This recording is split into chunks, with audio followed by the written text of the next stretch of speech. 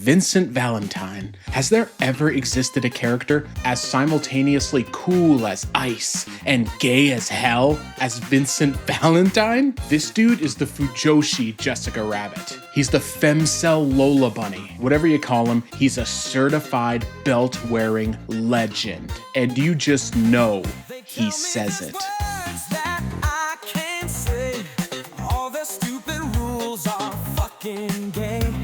I'm listening to my favorite rap song, and I just wanna sing along. Nigga, I feel like saying nigga today. Oh yeah, I feel like saying nigga tonight. Alright, but when I'm by myself driving in my car, I say nigga with a hard R.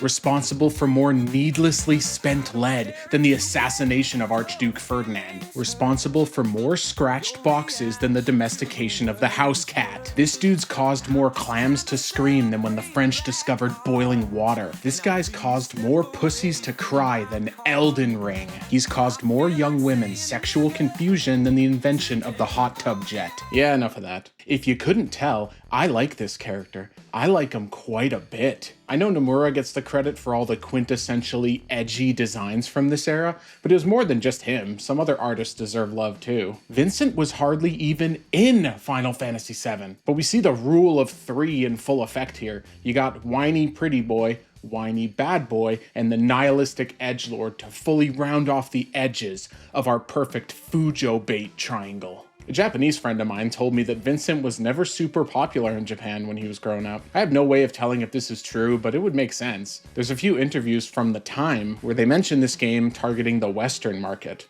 as Japan weren't big fans. Take a character the public loves from a game people go apeshit over, and toss in the director of Chrono Trigger for good measure. I actually remember where I first heard about Dirge of Syphilis.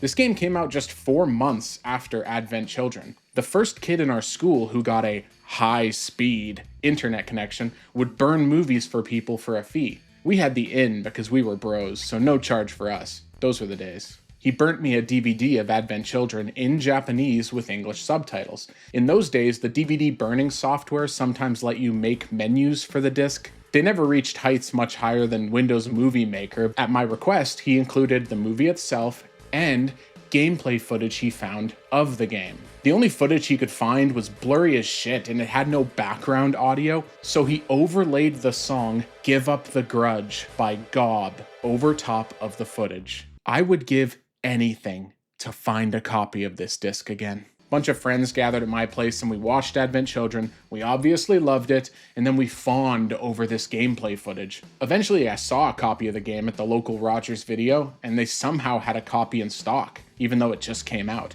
That ride home in the car was brutal. I sniffed that manual the way Vincent sniffs out ovulation in a 2-mile radius. Took it home and I played it.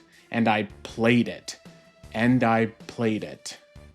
If you're familiar with this game, the video can just end here. Most of you probably know about the game's reputation. It wasn't well received. Luckily for us though, this game's bad reputation is more than just a bad forgotten game.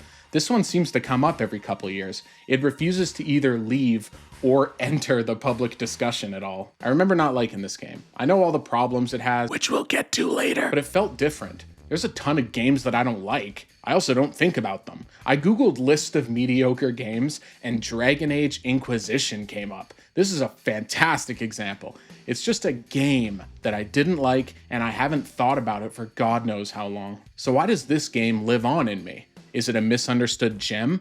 Or have I dug myself so deep into the hellhole of contrarianism that I'm now forced to pick fights with myself? I don't know, let's find out. Let's get this out of the way. This game has too many cutscenes.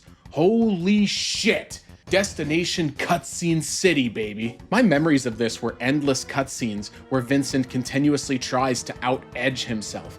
But this is a bit of a false memory. Have you ever been poked by a friend who wanted you to look at some piece of art they made, like a short story or a song or something like that, and despite it being dog shit, you still feigned interest just so you didn't crush their dreams? If you're one of my friends that I send these videos to, you'll know what I'm talking about. That situation happened to the entire writing staff and the higher-ups at Square Enix. At no point in this game's endless rambling or bringing in characters or exposition dumps does it come even close to being good. It is impressive how in 4 hours of cutscenes, nothing good ever even happens. But hold on.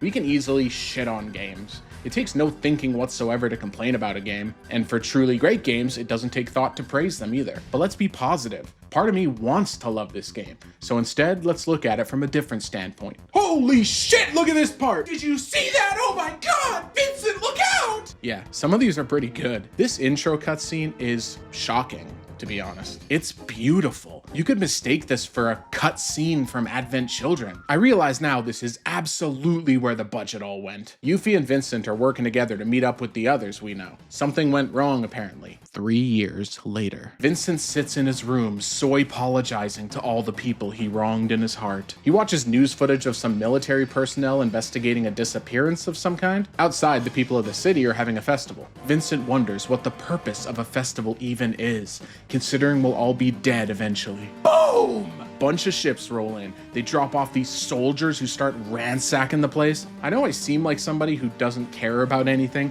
but seeing these innocent people get gunned down like this makes me sick. It's pretty brutal. If only we had somebody as cool as, I don't know, Vincent Valentine. Yeah! This is so sick. The face he gives before the game starts actually made my spine tingle a bit. You get dumped on this castle top. If you haven't played an older game in quite a while, this UI might shock you a little bit. Before we all decided that the user interface to everything needed to be usable and clean. Ooh, it needs to get across crucial info. Ooh, think about the player. Before that, you saw these kinds of stupid UIs all the time.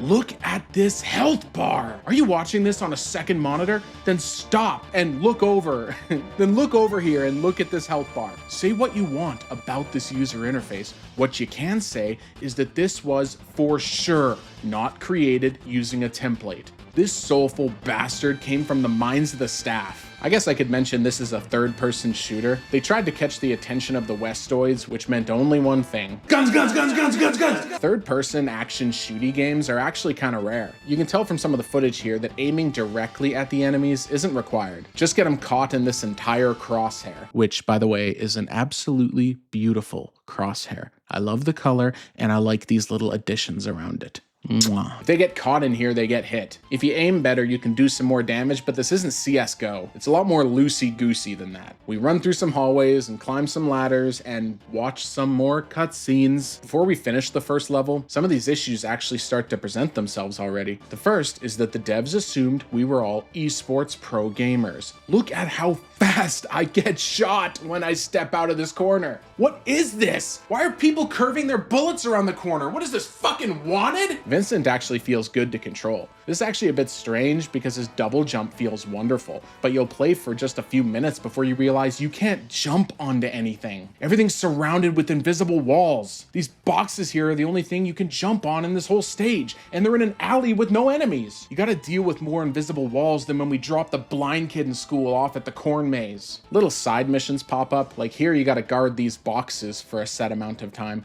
so the doors can open and the innocent people can escape.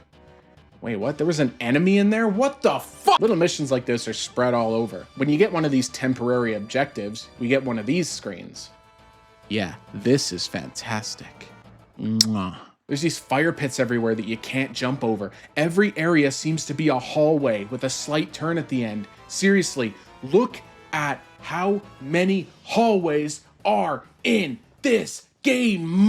They show us these exploding barrels that blow up when you shoot them. It happens during this boss fight with the helicopter. Yeah, they really introduced this mechanic during a helicopter fight. It shoots these missiles at you and you figure you'll test the game's dodge mechanic. This dodge is pathetic. If you switch from Bayonetta to this game, you'll want to blow your fucking brains out. We beat the helicopter and we get another cutscene. These two people are watching. They can't believe our skill and grace. They think, that couldn't possibly be the legendary Vincent Valentine, and they assume we can bench press 580 and make our own spices. Move forward to this cramped as hell tower. I wonder who those guys from the cutscene were. I wonder how long it'll take before they show up in the store. Oh shit! Come on, you big bastard, do something! He sees us level as boys, then decides to accept our challenge. His little friend faints and he takes her away, saying that we're lucky he needs to care for her and can't stay to fight. Seriously, dude, that's weak. Who the hell are you? I love that Vincent tells this guy his outfit is lame. That large guy was Azul the Cerulean, who's one of the Soviets? Come on, Square, that's so lame. This guy's Reeve. He says there's no time to explain because the rescue troops have arrived. Vincent explains he wants no part in this. I don't know about this one. I feel like if you do this, you've consented to wanting a piece of the action. The guy pops out of nowhere and tries to kill Reeve. Vincent stops him and... what the hell? This dude is a puppet? Oh shit. Okay, maybe this game's alright. Before we head out, we can ask some questions. We ask the one and only question that a God-fearing good Christian boy like Vincent would. Fight the helicopter for the second and last time. We stand by our decision not to fight. This guy begs us to join. We accept after sitting on a box and looking at the moon for a bit. This whole army is part of the World Health Organization's taking orders straight from Klaus. Okay, it's actually the WRO, but I've made my decision and I like the joke and I'm sticking with it. Between stages, you get this choice. You can level up with the experience you got, or you can trade the experience for Gil. This is a bit of a chin scratcher. It ends up being a pretty half-baked system, but this is pretty interesting. There's a few stages where I found myself struggling with this decision after. Pro tip, all the guns suck, regardless of upgrading them. Take the experience. But then again, let me point out now, I am not good at this game, nor am I really good at any game. I'm sure somebody out there knows the perfect meta decision for everything, but I don't. So take any advice I give with a grain of salt. I'm just giving you a peek into my head. We get graded on the levels, Bayonetta style. I messed around way too much here and I failed every little side mission, so I'm guessing a C grade? An A grade? Mom, get in here, Mom! Before the next level starts, you can buy bullets and items too. You can have 4 potions at a time and 2 high potions. You can buy these during the level at these little stalls, so don't worry too much. Buying bullets is a pretty odd choice. The WHO members run into this building to pull out all the red meat and force the inhabitants to eat bugs. Luckily, they're stopped by this guy. Dude, I miss this. The bad guy standing far away menacingly trope. What happened to this? This is Rosso the Crimson. He takes everybody out in one bow shot, saying they wouldn't last a day in the deep ground. Reeve tells us in this bus ride that all the bad guys are deep ground soldiers. So yeah, deep ground is bad guys. World Health Organization is good guys. He shows us this secret message from one of the bad guys. Alright, so if you're like me, you love this shit. When I'm in an edgy contest and my opponent is a writer at Square Enix. There's a turret sequence for some reason, and this pretty wildly hype bus riding part. Although spending the entire ride shooting dogs kills it a little bit. Yeah! Crash and collect our heads a bit. He tells us to head to Edge to join the other members. I don't know what that is, but apparently they're there. Isn't it weird how we were just driving in an open landscape, and now we're in a sequence of naturally formed hallways? Funny how that works, huh? There's a map you can look at, but I'll spoil it for you. Keep going down the hallway. There, I just saved you 20 bucks on the Brady guide. More of these hounds show up and we gotta clear them out. Oh, look at this. It's another one of these laser gates. In the last stage, we needed key cards that the guards drop to open these. So I wonder what the dogs are gonna drop. Oh, the dogs drop key cards. Seriously, guys? You couldn't write your way out of this one? What, so is every enemy gonna drop a key card? Every enemy's gonna drop a key card? That's so lame. When we get back to town, we get caught off guard by Shalua Rui of the WHO. This character actually lights a bit of a fire in me. I'd never considered a missing eye to be an attractive personality trait, but leave it up to the Japanese to change my opinion on that. So this is the next area, huh? Funny, it seems an awful lot like the last ones. You do get the first new weapon though, and you can trick it out a bit. The options for customizing your weapons are pretty damn limited, considering you'll always be too broke to upgrade everything, so you'll just end up slapping all your most upgraded stuff together. But at the same time, this is a super appealing customization screen. The rifle we unlock allows for more distanced attacks. You don't have to be super distanced, but it's optimal. When I saw that they immediately jam you into this cramped room to shoot dogs, my jaw hit the floor. You guys couldn't add one little bad guy outside the window far away to test out the rifle? You have me testing it out on dogs in this closet? Vincent gets a bit of a sweet spot for this kid he finds stuck in the middle of all this. Decides to help escort him out. If you think Ubisoft is the grand champion of atrocious NPC escorting segments, you don't know anything at all. Move! Move! Move! Move! Move! Move! Move! Move! Fun note, if you die at this boss fight right after, you restart at the beginning of the whole trailing section. That is diabolical. The Rosso lady tells us she's gonna get her hands on Vincent's proto-materia, no matter what. So yeah, in the interest of this video not being like 2 hours long, just keep in mind, we don't want any of these bad guys getting whatever the proto-materia is. My next complaint here could legitimately be an issue that only I experience, but every time I die in this game, I didn't even know I was getting shot at. Yeah, you can call me an obvious smooth brain for not keeping an eye on my HP, but it tricks your brain. The feedback from getting hit and the color of the health bars just makes my brain not pick it up half the time. All but 2 of my deaths in this playthrough were just because I forgot to look at the health bar. These are those stations you can buy items at that I mentioned. This system, no complaints. Straightforward, they stand out, and it feels really good to see them sometimes. Good job. Oh baby, I'm digging the Loveless poster. Next boss fight, I know that I'm a shitter, but I don't know how to progress in these fights properly. Other than desperately finding a hiding spot immediately, or just tanking all the damage and powering through your healing items. Watching this, you might just think, why doesn't he just dodge the attacks? You know why? Because you can't. I know it looks like you can do all this cool stuff, but this isn't Devil May Cry. You can't dodge anything with this dodge move, and you can't parkour around to hide, because everything has invisible walls around them. We knock him out and we see Rosso again. All right, if Vincent doesn't even know what the hell the proto-materia is, then I don't need to learn either. Rosso says the proto-materia is the key to controlling Omega and to hand it over. We say no, and then gain the power of a broken 5-day nofap streak. Just before we pass out, we see one-eyed girl, pirate cutie, walking up to help us. All right, that level, I kicked ass. I did pretty damn good that level. I'm feeling a solid A, maybe even an S. A B?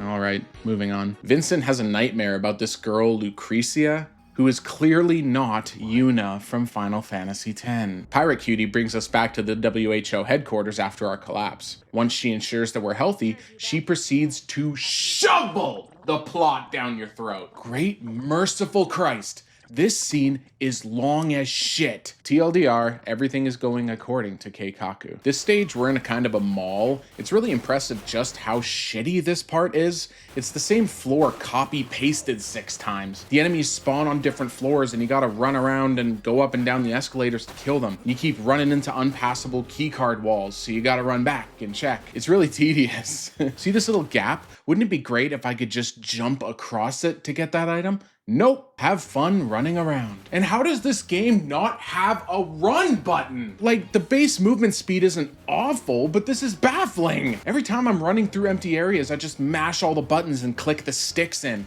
hoping there is a run button, and I just missed it. Despite the crap factor, I was happy that this area was something other than just more hallways. Oh god! Yeah, they throw you back into hallways for the next hour. That young girl shows up again, the one that Azul needed to care for and avoided fighting with us because of. Turns out she's Pirate Cutie's sister. They separated 10 years ago, and the younger sis works as a Shinra soldier. This raises some questions about her, but whatever. Oh, she's 19. You heard it, boys. We got the green light! Reeve shows up again and manages to stir the pot with like 3 sentences, and now we have to fight the little sister. This fight fucking sucks. I know this footage makes me look pathetic, but in my defense, right before this fight started, I upgraded my weapon and it ended up lowering my maximum HP. So getting barraged at the start here, I was just realizing that. Could this fight not be held in a more size appropriate room? Look at how small this room is. I can't even breathe in here. You just take the hits and hope you live.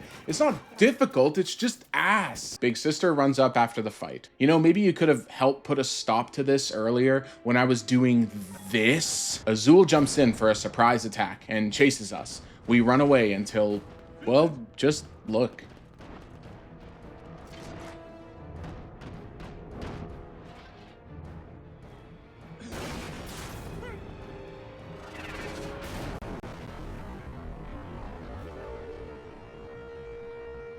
That scene was awesome! Oh, that is bullshit! Is there no attack powerful enough to stop an anime antagonist from laughing his way out of it? We fight Azul, and would you believe this fight is actually even worse than the last one? He walks at you slowly, you shoot these barrels, and you win. That's it. I'm not kidding. You just shoot the barrels and you win. Seriously, you just shoot these barrels and you win. Reeve says we can get into the Shinra Mansion through the sewers. You're gonna send me to the fucking sewers? Even Vincent thinks this is dumb. Chapter ends. I did every side mission here. I didn't die. I collected all the side parts. This one, easy A. A C? Anyway, moving on. Sewers end up just being a pallet swapped hallway, but you mow down these sewer creatures instead of people. This got me thinking a little bit. I know we all just accept that there's monsters in the sewer, but why? Isn't this part of an actual city? Don't sanitation engineers need to work down here? And it's full of monsters? Visually, the sewers have a really nice feel to them. The monsters are big and they stick out, and they aren't quite as trigger happy as all the guards from earlier. Doors have these switch requirements to open, meaning you have to actually backtrack a bit. I opened the map unironically for the first time in this stage. Exiting the sewers takes us to the so-called Junk City, or as I call it, Jank City. The dudes who made this part didn't give a shit. Look at this. I can't walk through this grating? Look at how close I am. Well, as long as I can duck through it. Wait. There's a duck button? Holy shit, I'm like 4 hours in! This room is cruel. Like a lot of players, I learned from this room that indefinitely spawning enemies are a thing. They spawn on opposite sides of the room and there is no safe spot. No matter what, one of them will hit you before you realize it. You'll stand here, taking hits, wondering when it ends. But the joke's on you. It never ends. With healing items being finite, this is just cruel. If you told me to create a bad room in this game, this is actually what I would create. An HP item draining room with no benefits. You can travel up and down with this elevator. There's 6 floors. Let's watch the elevator go up 1 floor.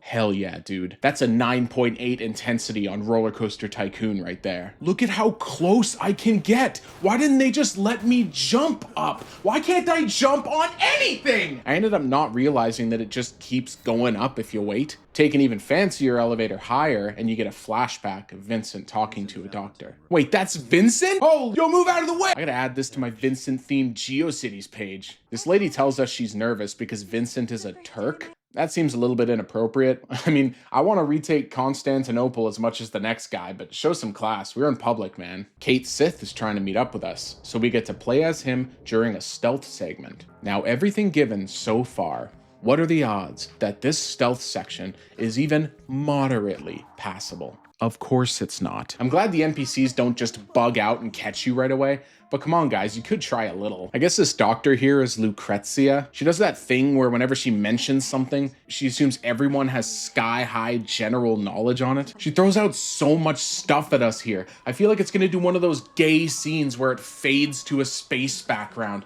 to make it seem deeper than it actually. Yeah, of course. Well, at least we get a floppy disk and we can head out. Hallways and enemies. I've upgraded the same gun and barrel every time, and I feel like I'm getting progressively weaker every level. This part is insane. This gate is locked, and after triggering all the mines, one of the mines here drops a key card. What kind of puzzle is this? What was I supposed to do here? This engine does not lend itself well to silo-shaped levels. The writing staff just gives up here and has Vincent collapse for no reason and wake up in a vat of goo. What is this now, like the 3rd time we've passed out? Keep it together, man. And Rosso's here to greet us.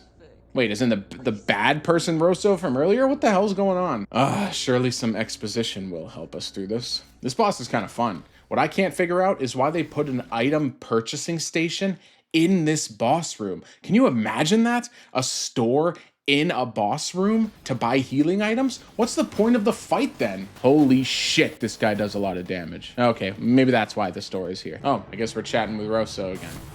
Wait, what? You're a bad guy again? How do you say subvert your expectations in Japanese? She steals the proto-materia and traps us in a BBC sissy hypno cage on the ground. Vincent can't contain the beast inside without it. All hope seems lost as Rosso goes to finish us off. But then an unsung hero shows up. Wait, I know that weapon. Ugh! What the hell was that I just felt? No, it's probably nothing. Forget about it. If you survive that wound, I'll make it so you don't survive the next one. I'll make sure you don't survive the next. Level's done. I died a bunch and I did everything wrong. So this is a D for sure. A B? What do you want from me? Oh good, another alternative timeline cutscene. Here we learn of Vincent's deepest sexual desires. Okay, I'm exhausted.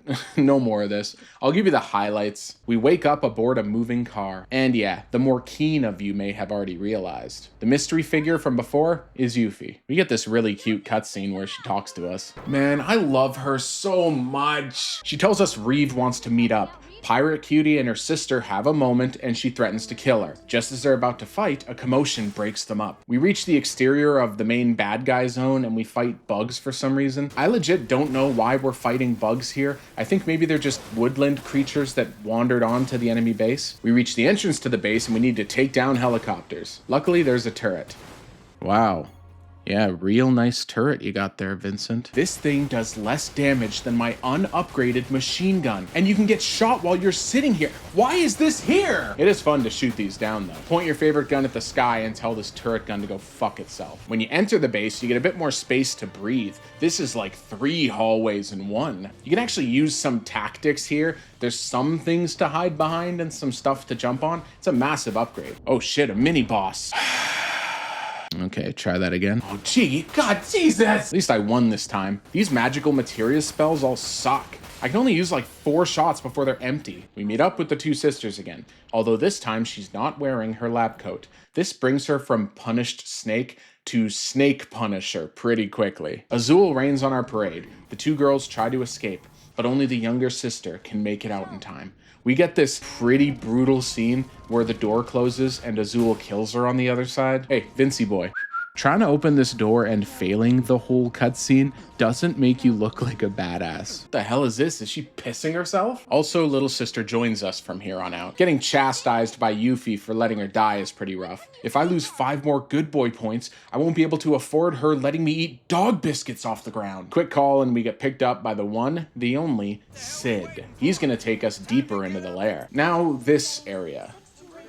This God-forsaken area. This should have been an easy win, a slam dunk from the devs, where we get a break to walk around and chat with people in a more peaceful environment. Suddenly the game turns into fucking La Mulana. Look at this footage. I'll put over top how much this is fast forwarded by. This ship has 20 people in it, and you gotta talk to them all in the right order. No clues are given as to which person to talk to next. This area is a maze, and some cutscenes repeat with different dialogue to trick you into thinking you made the right choice. I'm not exaggerating. This is the worst area in the game. This part is a bigger time vampire than anything in the actual game. But power through it and you'll get a cutscene. Not just a cutscene. One of the best cutscenes I've ever seen. I wish I could just play this whole cutscene here.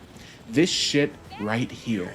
This shit right here. This shit right here. This is what it's all about, man. I think they made this cutscene first, and then they built the whole game around it. We reach the Deepground fort of the main bad guys. You get to go in these abandoned trains to get around. I know they're all copy-pasted, but trains are cool, and it's fun to run through them. Nice use of vertices here. It's fun to pick off enemies from a distance and find a good hiding spot. Granted, I did level up nothing but the rifle so far, so this area was made for me. Small note, this is actually the train graveyard from Final Fantasy VII. Ugh! What the... That feeling is back.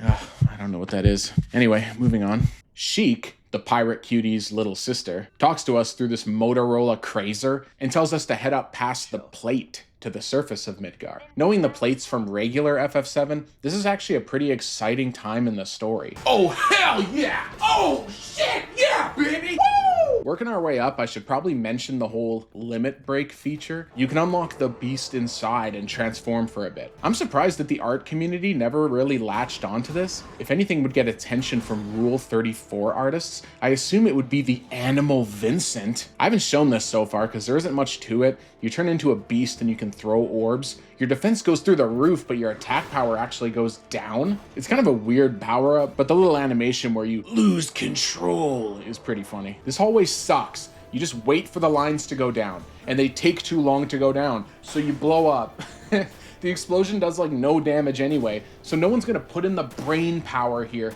to avoid the bomb. Jeez, these enemies hit like trucks. These enemies hit hard. Oh, jeez, holy shit! Look at this! I didn't even know that was possible. GG easy. Why can't I hit anyone up on the rafters? I guess they coded the floors wrong here so the robots don't walk onto the elevators. This is the best kind of mistake. It's a harmless oversight in development, and it makes the player feel kind of smart when they figure it out. I like this. Uh-oh, is that Rosso ahead?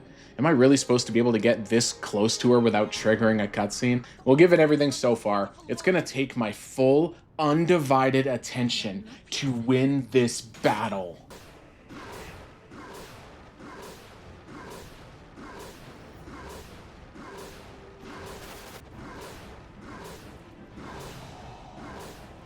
Nice. The second phase. I'm going to need to channel the energy of my ancestors to win this battle.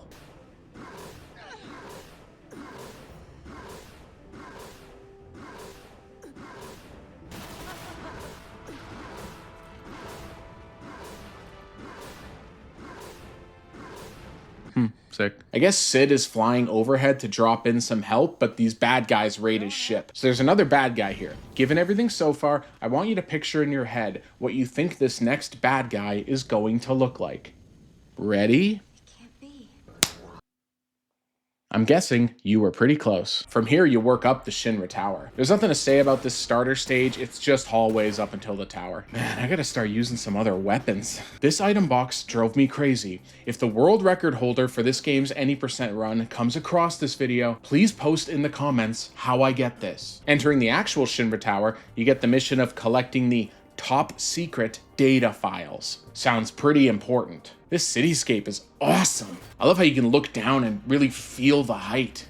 Good stuff. All right, we gotta kill more of these robot dogs. Wait, what? He dropped a top secret file? Why the fuck did you entrust the top secret files with the suicide wolves? We get a phone call from Barrett and the others. I know this is story appropriate, but it's still kind of funny to me. Imagine wanting to bring in everyone's favorite characters, and to do it, your character just has a phone call with them all. Like, hey Vincent, it's me, Cloud Strife from Final Fantasy VII. Hang in there, buddy. They'll meet up with us later. Are these another goddamn set of top secret files?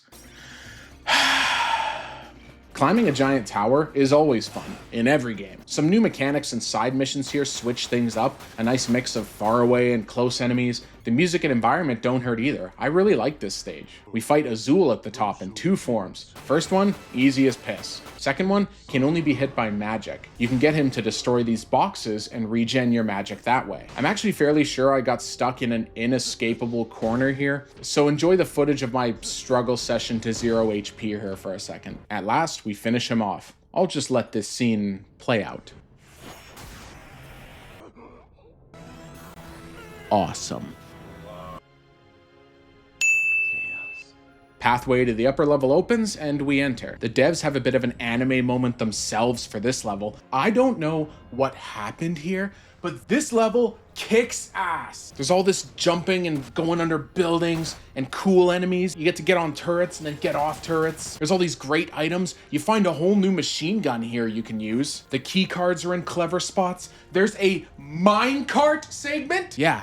What else? What else do you need? What else do you get? What else do I need? What else do you need me to tell you? From start to finish, this whole level is great. So what's the deal? I just need to sit here and accept that this and this were made by the same team. There's some basic logic in putting all the awesome stuff towards the end of your game. Like the second half of a Bayonetta game is always more hype than the first half. But this takes it way too far. Like, come on, man. Are you seeing this shit? You get to the top and you gotta fight Nero. Nero's the most recent new bad guy who broke onto Sid's ship. He does that kind of generic duplicate himself thing, but the fight is still fun. I think they might have messed up when they were setting the numbers on this fight because he really doesn't do much damage ever. I got through this whole fight without using any healing items, and I just don't understand how that happened. Either the devs screwed up the numbers or I got better. Which one of those is more likely? We're rewarded with the biggest cutscene in the entire game. I have not given you enough info so far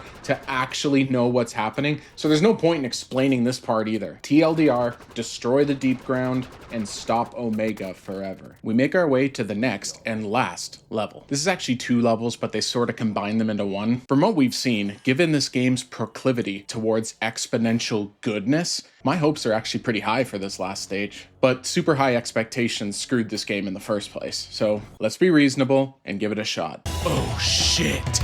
Oh baby! Oh, can't give up, Vincent! Ooh! Oh god, what's he doing? Oh god! Don't give up! Yes! Yes! Yes! Ooh, dodge that shit! Yeah! Yeah! Yeah! Do it! Can't give up, Vincent. You fought for everything, got past everything. Nothing will stop you. There is nothing that will get in your way. Do it for Cloud. Do it for Tifa. Do it for everybody. Yeah!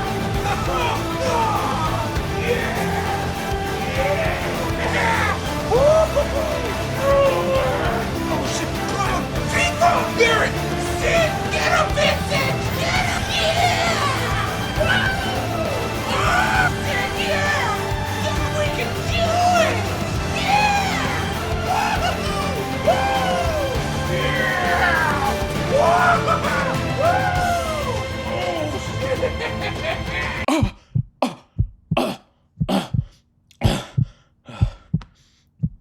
Wait. Guys, I think I know what this feeling is. I think I like this game. Really, no joke. Not in some kind of abstract way, not some contrarian argue on Twitter, formerly X kind of way. But yeah, no joke. I think I love Dirge of Cerberus. It feels good, it's got stupid fun characters, it's got some of the best anime tropes out the wazoo. These little mechanics keep things kinda interesting. From a straightforward review standpoint, it gets a lot better as the game goes on. I think I went into the game originally with the wrong expectations. The expectations put on this game were immense. I don't think they could have ever lived up to anyone's expectations, but if you go into this expecting a chill, calming, comfy playthrough, I think that's exactly what you'll get. If you've been waiting on this one, I would definitely recommend that you give it a shot. But if you're just in a mood and you're willing to look past some of this stuff, you really have a little piece of something special waiting for you here. If you need something to play, give it a try, man. And yes, this video was an absolute mess. I know.